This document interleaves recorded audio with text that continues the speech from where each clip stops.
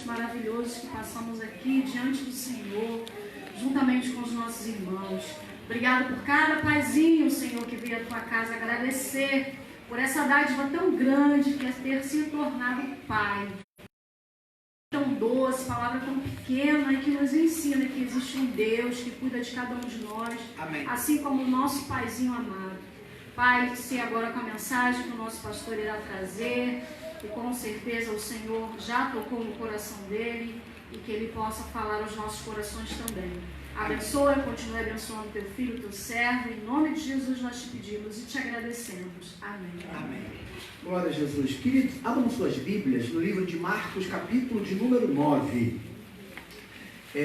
Ao estudar esse texto, Deus me deu algumas verdades bem contundentes que a gente pode aplicar nas nossas vidas paternas. Verdades essas tão profundas, irmãos, que eu confesso que eu não vou conseguir terminar esse sermão apenas nessa manhã.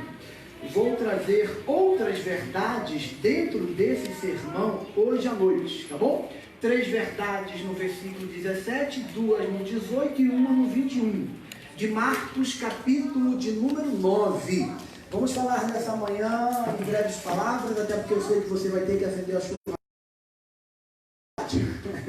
vai ter que almoçar com a sua família. Vamos falar sobre o pai do maluco. Pastor, vai falar do seu pai? Não necessariamente. O pai do menino maluco. O pai do lunático. O pai do doido. O texto praticamente fala sobre isso. Não que fosse doido no sentido de uma psicopatia oriunda do seu cérebro, mas sim oriundo de um espírito que habitava nesse menino. Esse texto está em 3 evangelhos sinóticos, Mateus, Marcos e Lucas. Só apresenta em João. Mateus o chama de lunático. Lucas e Marcos e Lucas chama de um espírito que estava nesse menino. A bem da verdade era um espírito realmente, Jesus fala sobre isso. Marcos capítulo 9, eu vou ler apenas um versículo, entre o versículo 14 ao 27, mas eu quero me deter apenas no versículo de número 17, de Marcos capítulo 9. E a gente vai extrair algumas lições, pelo menos 3 verdades, apenas dentro desse versículo 17 de Marcos capítulo 9, dentro dessa temática. Ação de um pai que não precisava de um nome. O fato da Bíblia omitir o nome desse pai significa que eu e você poderíamos estar inseridos dentro dessa passagem. Não fala que o nome dele era Marcos, não fala que o nome dele era Marconi, não fala que o nome dele era Vilmar, não fala que o nome dele era Roberto, Alessandro, Carlos. Como quem diz, você pode ser esse pai. Esse pai pode ser qualquer um. Apenas no versículo de número 17 do Evangelho de Marcos, capítulo 9, o texto diz assim: E um da multidão, respondendo, disse: Mestre, trouxe-te o meu filho, que tem um espírito mudo. Vou repetir. E um da multidão, respondendo, disse: Mestre, trouxe-te o meu filho, que tem um espírito mudo. Vamos lá. Pai, dentro desse texto, apenas um versículo inserido dentro de um contexto na qual nós queremos extrair algumas lições preciosíssimas para nossas vidas cotidianas. Queremos trabalhar dentro dessa temática a ação de um pai que não precisava de um nome. O que nós poderemos aprender dentro desse versículo? Fale conosco, fique à vontade, me ajude dentro desse texto. Peço a sua orientação, iluminação, inspiração dentro desse texto. Me ajude também a aprender nesse texto. Não permita que apenas eu transmita a sua palavra, mas que eu também venha aprender dentro desse texto. Oro no nome de Jesus Cristo. Amém. Amém. Vamos nos situar mais ou menos o que estava acontecendo dentro desse contexto. Jesus vai ao monte da transfiguração. Leva 3 dos discípulos, Pedro, Tiago e João. Nesse monte, ali, eles têm uma visão. Aparece nessa visão Moisés e Elias. Pedro fica maravilhado, os discípulos ficam maravilhados, querem ficar lá em cima. Ficam com essa síndrome de Lagoinha. Quero subir, subir. Aí Jesus fala, desce, desce. A coisa não é aqui em cima não, é lá embaixo. Vamos descer. Logo depois do Monte da Transfiguração, onde os discípulos têm uma experiência profunda com o Pai Celeste, Jesus desce aquela montanha e lá embaixo há um debate. Quando Jesus Cristo chega no pé daquela montanha, diz o texto sagrado que houve um grande debate, uma discussão. A multidão, os escribas, que eram os doutores da lei, o bom de Bíblia, os professores da escola bíblica dominical, estavam debatendo com os 9 discípulos. Até porque 3 estavam lá em cima descendo com Jesus, tinha 9. E começou o debate esse que eu não sei qual era. O texto não diz qual era o debate. Provavelmente acerca do menino, talvez sim, talvez não. Mas o fato é, houve um debate. Jesus tem uma experiência com o Pai Celeste, desce e no pé da montanha vê aquela multidão, um discurso, um debate. Jesus chama um grupo, dentro daquele grupo, que eram os escribas, e fala assim, rapaz, por que vocês estão discutindo? Qual é o teor dessa conversa? O que está havendo com vocês? Aí o texto diz, o texto que nós acabamos de ler. Um da multidão, que não era escriba, que não era discípulo, toma a palavra, vai avante, é incisivo com Jesus Cristo. A primeira verdade que eu aprendo dentro desse texto acerca da palavra desse homem. Primeiro, para que você possa ser um pai de ação, ainda que você não tenha nome, não se prenda a discussões humanas a salvação da sua casa. Não perca tempo, pai, com debates, discussões teológicas, mas priorize aquilo que está acontecendo dentro do seu lar. Quem falou para esse homem responder?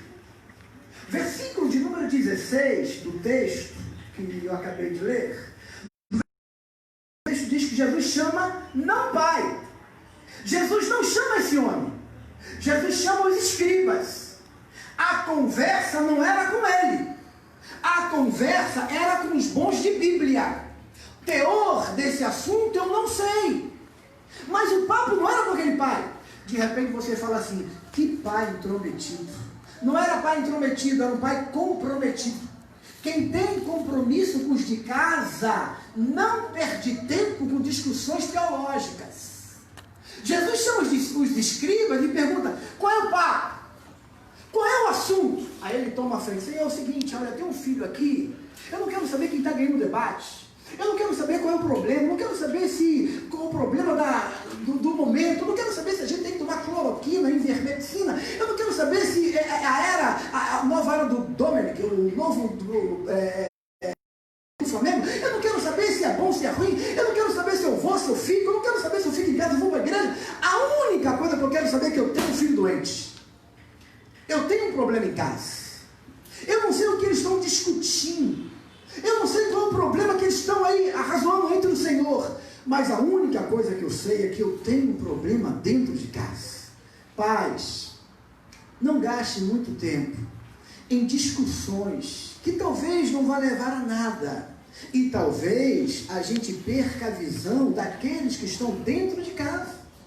Esse pai, ele toma a frente. E ele clama ao mestre justamente pelo seu filho. Quantos crentes, eu digo isso com tristeza no coração, perdem mais tempo discutindo política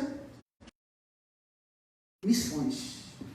O cara é bom, no discurso político, mas é péssimo em discurso de salvamento da sua família.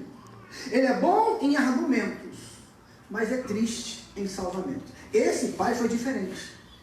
Paulo, quando escreve em 1 Coríntios capítulo 4, versículo 20, Paulo diz que o reino de Deus não consiste em palavras, mas em virtudes.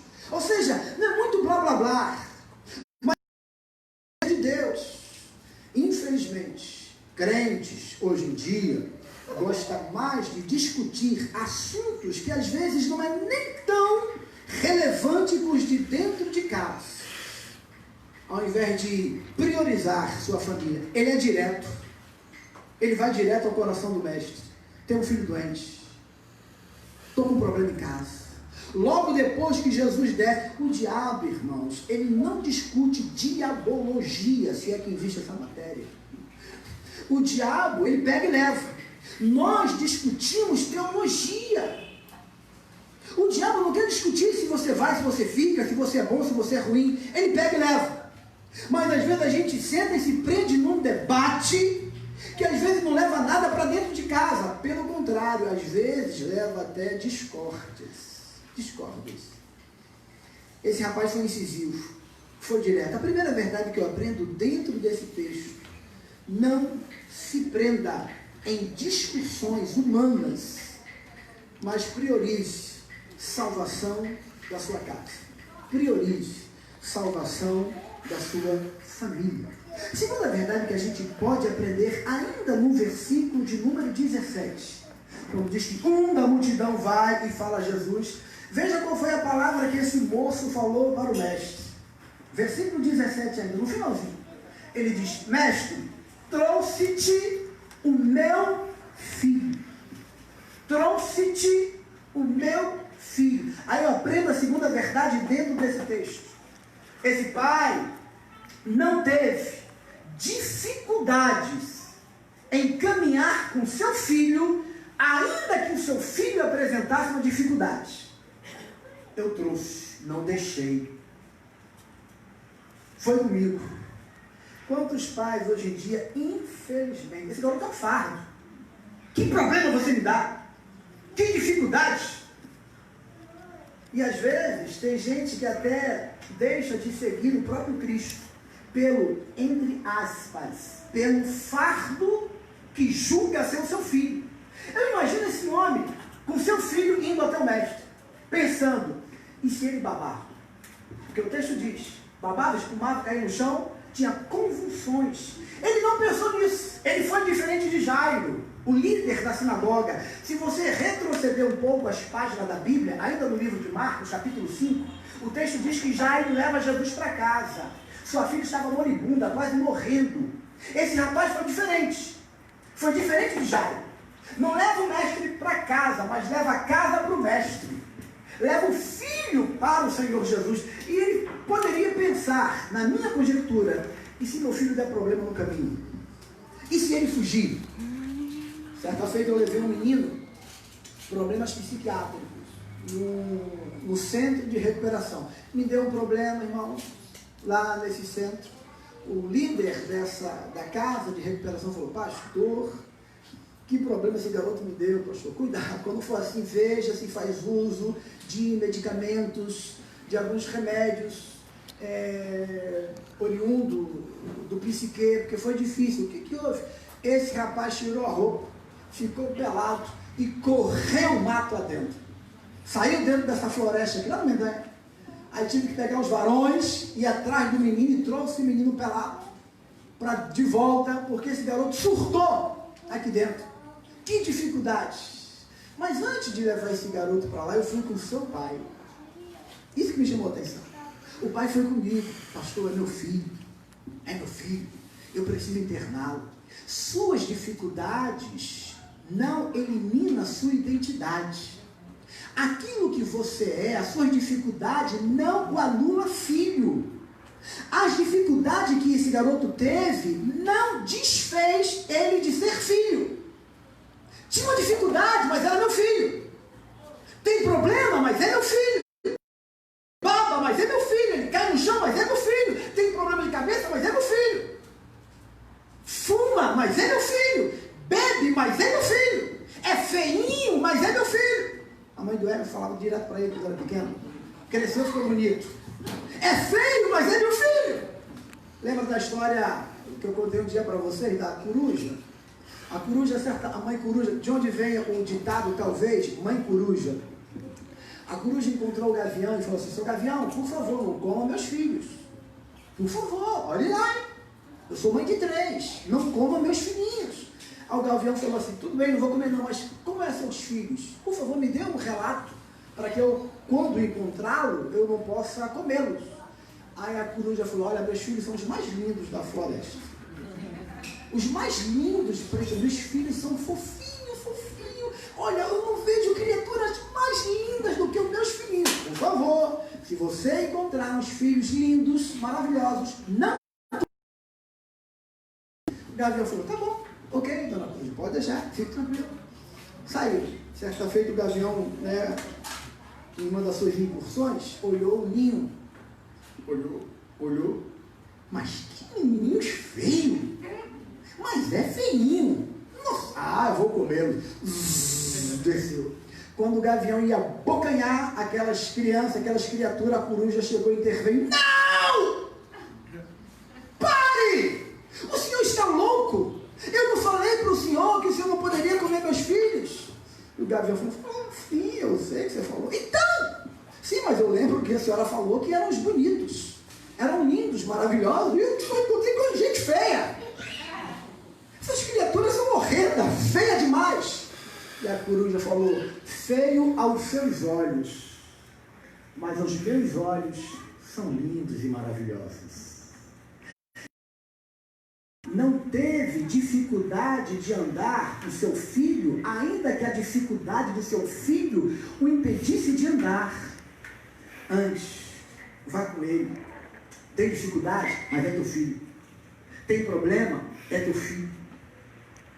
Ser o que você é, as suas dificuldades, as circunstâncias, não vai alterar a sua identidade. A nossa identidade não é alterada pelas circunstâncias da vida. Mas o que é que, infelizmente, alguns pais fazem? Você desonrou a família, rapaz. Vai embora. Vai embora. Já? Você nem casou? Já vai me arrumar neto? Vai embora. Vai embora.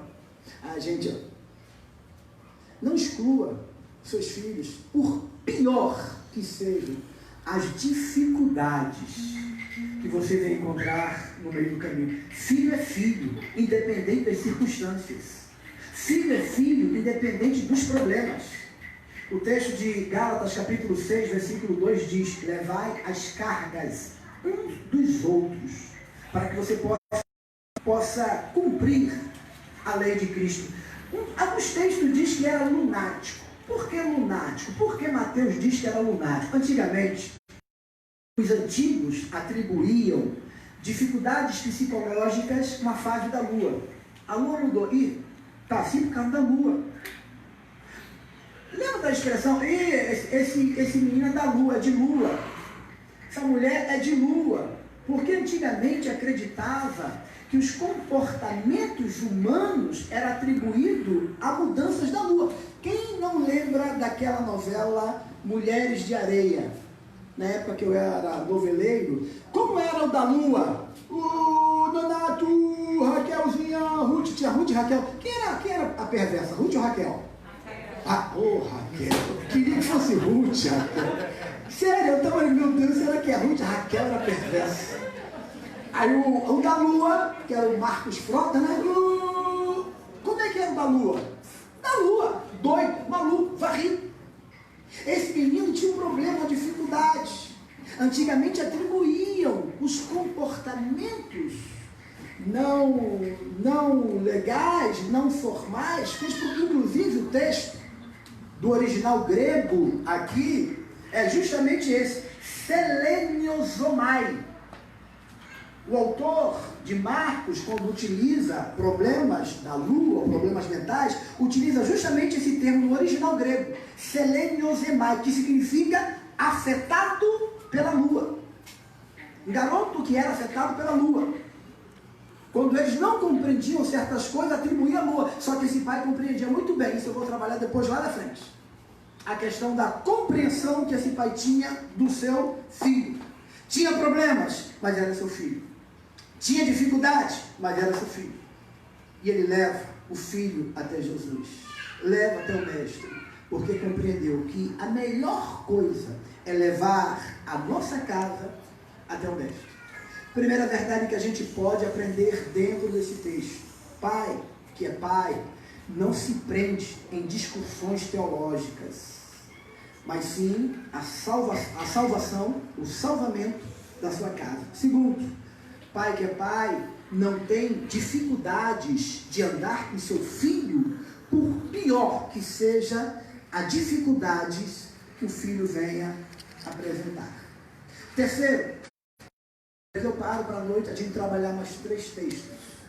Terceiro que a gente pode aprender dentro desse texto, ainda no versículo de número 17, quando ele diz, tem espírito. Senhor, trouxe meu filho, porque tem um espírito. Quem falou para esse cara que o problema era atribuído de ordem espiritual? Como é que esse rapaz soube que era o espírito? Como é que ele teve esse entendimento que o problema do seu filho era oriundo de ordem não médica, mas sim de ordem espiritual? Aí eu aprendo aqui a terceira verdade. Saiba definir com clareza a natureza do sofrimento do seu filho.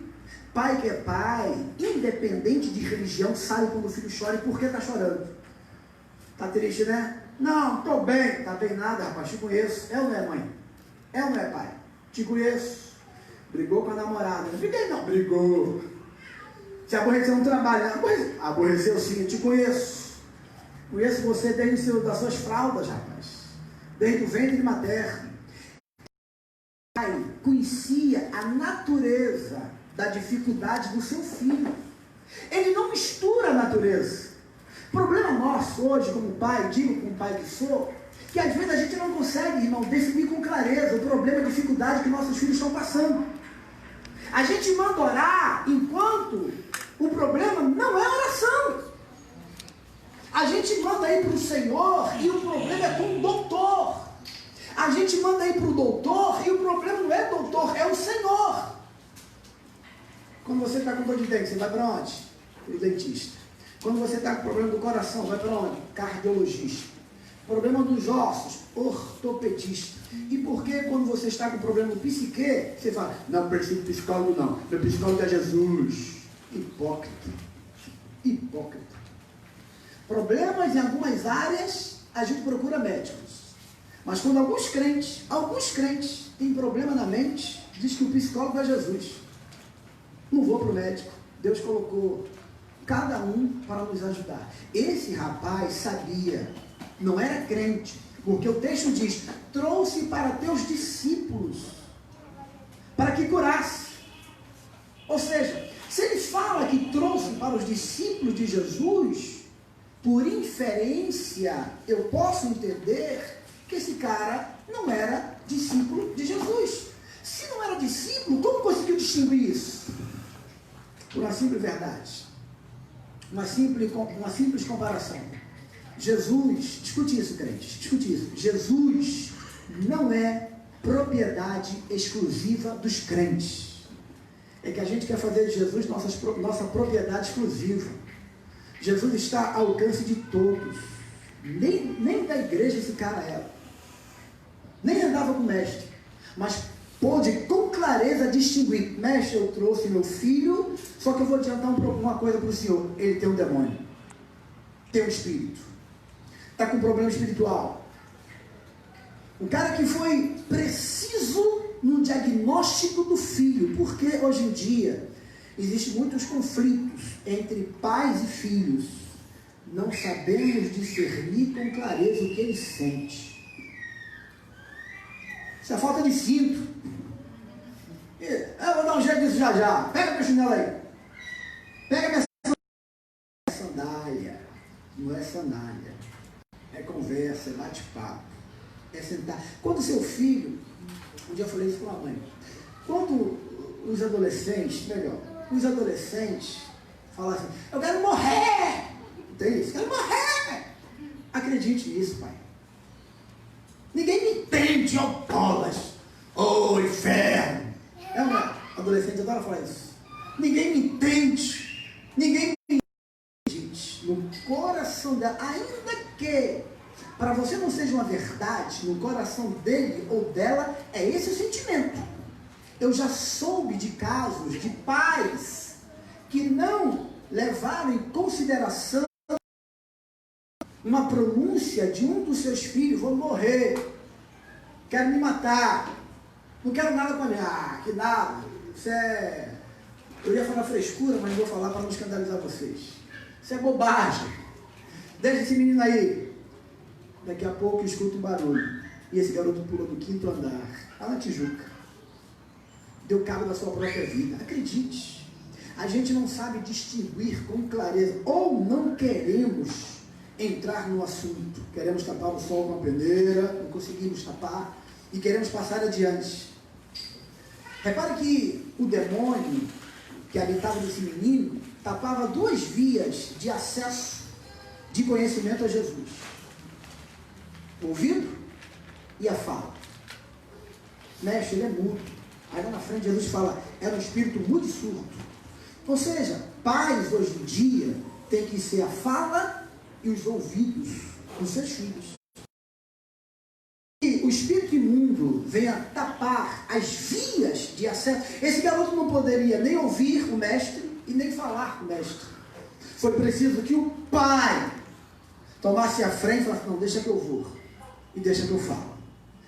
Esse tipo de pai que nós precisamos hoje em dia.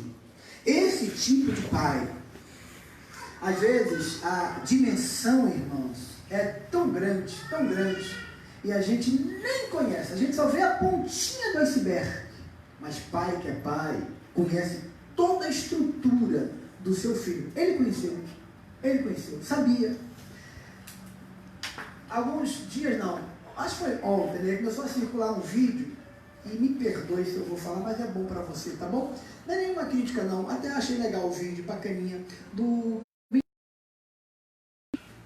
Circulou na nossa rede social do nosso grupo da igreja, né?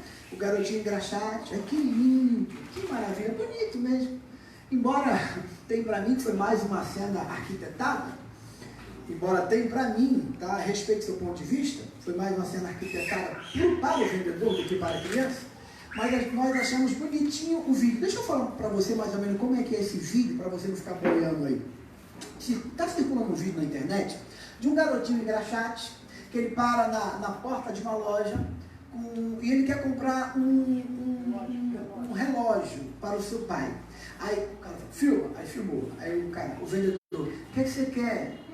Com a caixinha de engraxar sapato, né? Um relógio aqui, você queria dar para o seu pai? Queria. Aí ele pegou o relógio, aí quanto é? Tanto. Aí o garoto ia tirar o dinheiro para comprar, aí parece que o pai pega, dá o relógio e devolve o dinheiro para a criança. Aí manda a criança embora. Ninguém prestou atenção que uma criança não é para trabalhar. Choramos, vimos a cena, mas o que passa no coração desse filho? Olha a dificuldade dessa família. A gente não vai no profundo da dor da criança. Essa criança não é para estar trabalhando não, gente. É para estar na escola, estudando. É para estar dentro de casa. Mas nós aplaudimos do iceberg, não conhecemos o que está por detrás. Esse pai já foi preciso no diagnóstico, está com problema e é espiritual. Não é cinto, não é chinelo, não é cantinho, como é que é o nome? Cantinho da disciplina, não é caroço de milho, é espiritual, Senhor. Trouxe, a dificuldade não me impediu de trazê-lo, as discussões teológicas, não quero nem papo. Problema com meu filho, que estão discutindo aí, não quero saber. Discussões teológicas deixa com os escribas. É meu filho e acima de tudo conheço muito bem e sei da sua dificuldade. Que possamos aprender com esse pai a entender todas as esferas das dificuldades dos nossos filhos. Eu conheço que aquele magricelo passa. Ele pensa que eu não conheço, mas eu sei o que ele passa. Esse cabelo aí, o rapaz corta esse cabelo, camarada. Mas eu entendo que essa idade aí, essa moda de patropi, né? Patropi, lembra do patropi? Da praça, essa moda do patropi é bem latente a gente dessa idade. Conheço as fases que eles passam. Pai, mãe, família, em nome de Jesus, que possamos compreender mais aquilo que passa no coração dos nossos filhos. Que possamos voltar ao coração dos nossos filhos. O último versículo do livro de Malaquias, diz: chegará dias que Deus converterá o coração, olha, primeiro, dos pais aos filhos, e depois dos filhos aos pais. O Velho Testamento encerra com essa palavra. É preciso que os nossos corações de pais se voltem, primeiramente para os filhos, primeiramente para os nossos filhos. Que Deus assim nos abençoe. Eu nunca tive um protótipo de pai. A figura paterna que eu tenho é do meu tio. Fui criado com meu tio. Morreu meu pai, maluco, no hospital de doido, lá em Pernambuco. Ah, agora eu entendo. Fala isso não, agora eu entendo porque o senhor é assim. Nunca conheci a figura paterna. Mas não é pelo fato de você não conhecer a figura paterna que você não vai ser um bom pai, que você não vai ser uma boa mãe. Não é porque você não teve referência de mãe que você não pode ser uma boa mãe. Não é porque você não teve referência de pai que você um bom pai. Que sejamos, irmãos, pessoas melhores, independente de dias.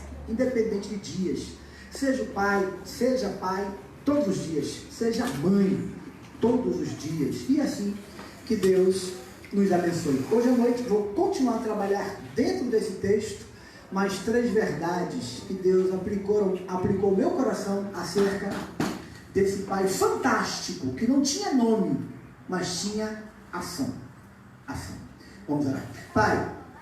Pai Celeste, nos ensine a ser um pai terreno, nos ensine a ser um pai que entenda o coração dos nossos filhos. Primeiramente, que não venhamos a nos prender em discussões teológicas que não leva a nada, a nenhuma salvação da nossa família. Nos ajude em nome de Jesus, nos ajude a caminharmos com os nossos filhos, independente da sua dificuldade. Suas dificuldades não anulam a sua identidade. Uma vez filho, sempre filho. Todavia, Deus nos ajude, Deus, a entendermos que o Senhor é conosco, nos dando força, coragem, ousadia para discernir com clareza a natureza da dificuldade dos nossos filhos. Se for de ordem espiritual, que possamos entender. Se for de ordem psicológica, Deus coloque em nossos corações esse espírito de discernimento, compreensão daquilo que vai no coração dos nossos filhos. Te peço, Pai, no nome de Jesus, que eu seja um bom pai, um bom marido dentro da minha casa, que cada um de nós possamos aprender com o Pai Celeste como ser um bom pai. Oramos em nome de Jesus Cristo. Amém. Amém? Deus abençoe a todos. Estou vendo aqui tantos filhos, né, que vieram prestigiar aí esse dia de hoje. Que bom, parabéns, que Deus abençoe a todos. Filhos de perto, filhos que vão para longe. Tem um filho aqui que vai estar de viagem, vai estar viajando. Romarinho, vem aqui, vamos orar pela vida do Romarinho. Romarinho, filho do Romarão, do Romário pai, né? Romarinho que veio correndo para o culto e não escorregou, machucou a perna, saiu todo ralado, mas veio para o culto. Ó. Rasgou a calça, mas veio para o culto correndo, né? Estou brincando. O Romarinho está de viagem para Portugal. Quando? Dia 20 de agosto, para Portugal. A trabalho, esse garoto é atleta. Oremos pela vida dele, está atrás do seu sonho. que assim Deus o confira, aquilo que concede o seu coração, tá bom? Quero chamar também a sua esposa, a Roniele. Vem aqui, por gentileza, Roniele.